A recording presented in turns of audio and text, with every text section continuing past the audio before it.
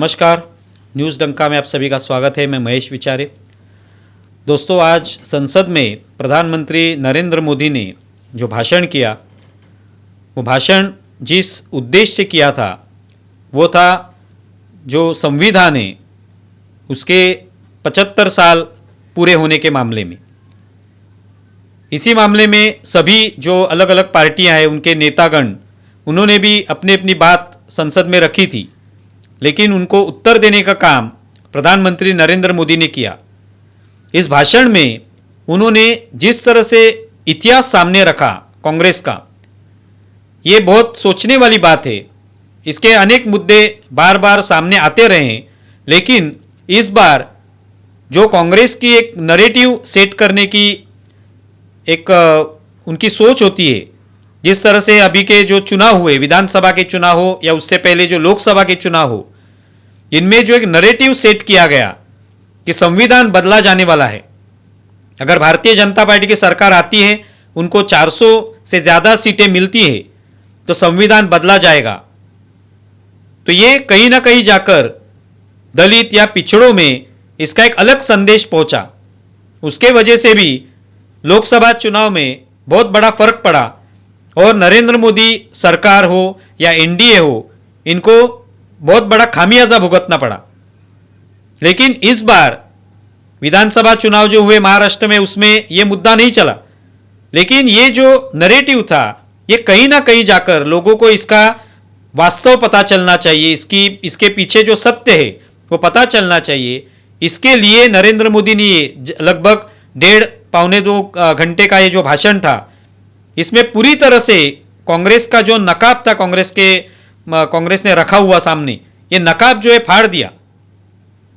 प्रधानमंत्री जो पहले प्रधानमंत्री थे भारत के, जवाहरलाल नेहरू, उनसे लेकर आज की जो गांधी परिवार की पीढ़ी है, यहां तक सभी लोगों ने इस संविधान की किस तरह से संविधान को कुचला है, संविधान का किस तरह से अपमान किया है, ये नरेंद्र मोदी ने बताया। और इसके पीछे जो बातें उन्होंने रखी, जो उदाहरण दिए, उदाहरण पेश किए, ये सभी वास्तव है, सभी सत्य है, ये नाकारे नहीं जा सकते। कांग्रेस आज हम लोग देखते हैं कि राहुल गांधी बार बार, चाहे वो संसद में हो, चाहे वो किसी प्रचार में हो, बार बार संविधान की एक पुस्तिका साथ में रखे हुए होते हैं। कभी शपथ ग्रहण करना हो तो संविधान की पुस्तिका निकाल ली जाती है, वो लोगों को दिखाई जाती है। वो दिखाने की कोशिश होती है कि संविधान के असली रक्षक हम हैं, और भारतीय जनता पार्टी अगर सत्ता में आती है तो संविधान पर हमला करेगी, संविधान का नुकसान करेगी। ये बार बार कांग्रेस की तरफ से बताया जाता है। तो ये जो नैरेटिव है, ये जो प्रचार है, ये पूरी तरह से धो देने का काम नरेंद्र मोदी ने इस अपने भाषण में किया। जवाहरलाल नेहरू ने किस तरह से प्रधानमंत्री बनने के लिए सरदार पटेल को सबसे ज़्यादा पसंदी जो है वो दी गई थी कांग्रेस की तरफ से। कांग्रेस की लगभग 12 कमेटियों ने सरदार पटेल को पसंद किया था प्रधानमंत्री के लिए, लेकिन वहां पर प्रधानमंत्री कौन बने? तो जवाहरलाल नेहरू। यही सवाल मोदी ने उपस्थित किया कि कहां पे लोकतंत्र? अगर लोकतंत्र होता तो अगर कांग्रेस ने सरदार पटेल को प्रधानमंत्री के लिए चुना हुआ था तो उनको चुना नहीं गया, तो वो लोकतंत्र की हत्या नहीं थी। लेकिन वहां से जो शुरू हुआ लोकतंत्र की हत्या या संविधान का अपमान, संविधान को कुचला जाना, ये तभी से शुरू हुआ जो आज तक कांग्रेस ने जारी रखा है, उसकी परंपरा जारी रखी है। उसके लिए प्रधानमंत्री नरेंद्र मोदी ने एक शब्द प्रयोग किया कि जो खून उनके मुंह लगा है कांग्रेस के, वो पीढ़ी दर पीढ़ी वो शिकार करते रहे संविधान की, संविधान में बदलाव करते रहे।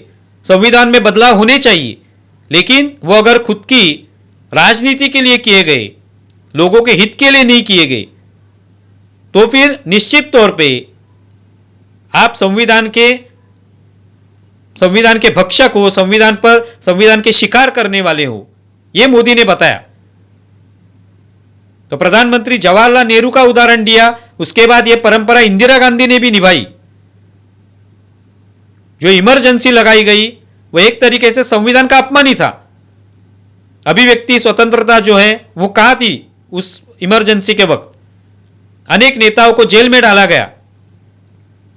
कहाँ पे थी संविधान का रक्षा जो है वो कहाँ पे की गई थी? तभी कहाँ पे था तभी लोकतंत्र? ये नरेंद्र मोदी ने पूछा। जो आज मुख्य न्यायाधीश है सर्वोच्च न्यायालय के, संजीव खन्ना, उनके चाचा, जिन्होंने इंदिरा गांधी के खिलाफ तभी एक निर्णय दिया था, तो उसके चलते उनको मुख्य न्यायाधीश का पद जो है उसको गंवाना पड़ा। वहां पे वो बैठ नहीं सके, उनको नहीं चुना गया। तो कहां पे था संविधान? ये मोदी पूछ रहे हैं। राजीव गांधी के वक्त शाहबानो का मामला तो चर्चा में है, अभी भी चर्चा में है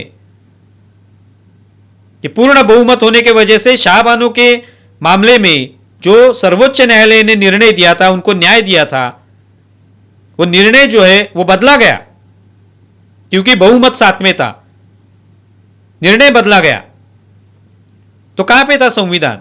तो यह परंपरा प्रधानमंत्री जवाहरलाल नेहरू से लेकर इंदिरा गांधी के बाद राजीव गांधी ने भी निभाई, जारी रखी। मनमोहन सिंह प्रधानमंत्री बने तो उनकी कैबिनेट ने जो निर्णय लिया था उसकी जो प्रति थी वो फाड़ने का काम किसने किया? राहुल गांधी ने किया।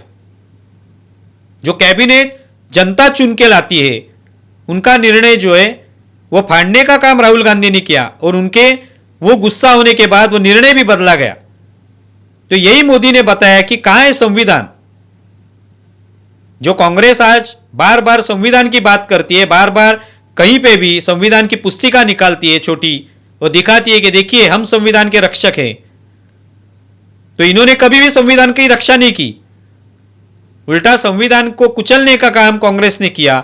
ये मोदी ने उदाहरण के साथ बताया। आज अलग अलग कानून जो बनने जा रहे हैं वो लोगों के हित में है, लेकिन वो बनने नहीं चाहिए। इसके लिए कांग्रेस आग्रही होती है, कांग्रेस आगे आती है। समान नागरिक कानून जो है वो बनना चाहिए ताकि सभी लोगों के कानून एक जैसे होने चाहिए, सभी लोगों को एक ही कानून होना चाहिए, लेकिन कांग्रेस वो नहीं चाहती। कांग्रेस कभी भी समान नागरिक कानून के भले के लिए बोलती नहीं है। क्यों नहीं बोलती? क्योंकि वोटों की राजनीति, यह भी मोदी ने बताया। तो ये सभी भाषण के दौरान उन्होंने कांग्रेस पर ये जो हमला किया वो एक तरीके से कांग्रेस का ये जो नरेटिव है जो पिछले कई दिनों से जारी है कि भाजपा आने के बाद संविधान की हत्या होगी, संविधान पर हमला किया जाएगा, संविधान नष्ट हो जाएगा। अभी तो राहुल गांधी भी कह रहे थे कि मनुस्मृति का पालन जो है वो भाजपा करेगी। तो खुद कांग्रेस का जो चरित्र है वो एक तरीके से मोदी ने सामने लाया, उनका नकाब फाड़ दिया। आप इसके बारे में क्या सोचते हैं जरूर बताएं। हमारा ये वीडियो ज़्यादा से ज़्यादा शेयर करें और हमारा यूट्यूब चैनल सब्सक्राइब करें। धन्यवाद।